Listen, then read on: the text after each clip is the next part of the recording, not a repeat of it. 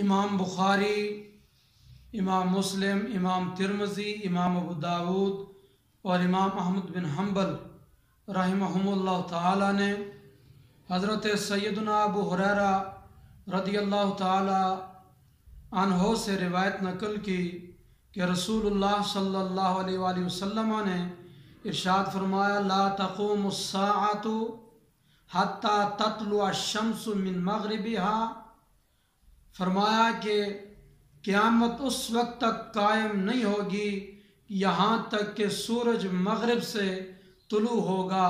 تو اس جملے میں قیامت کی علامت نبی اکرم صلی اللہ علیہ وسلم نے قرب قیامت کی علامت سورج کا مغرب سے طلوع ہونا بیان کیا اور فرمایا: فَإِذَا، پس جب طلعت الشمس من مغربها، سورج مغرب سے طلوع ہوگا تو آمن الناس کلہم، سارے لوگ ایمان لے آئیں گے سورج مغرب سے طلوع ہونے کے بعد۔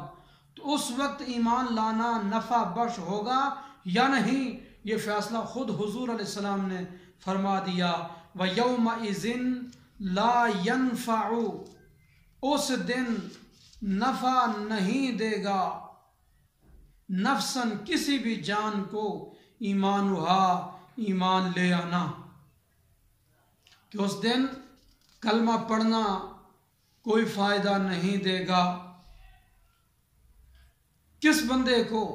فرمایا: لم تکن آمنت من قبل، جو اس سے پہلے ایمان نہیں لایا تھا، جس نے سورج مغرب سے طلوع ہونے سے قبل کلمہ نہیں پڑھا تھا، تو اس کو یہ کلمہ پڑھنا اب مفید نہیں ہوگا۔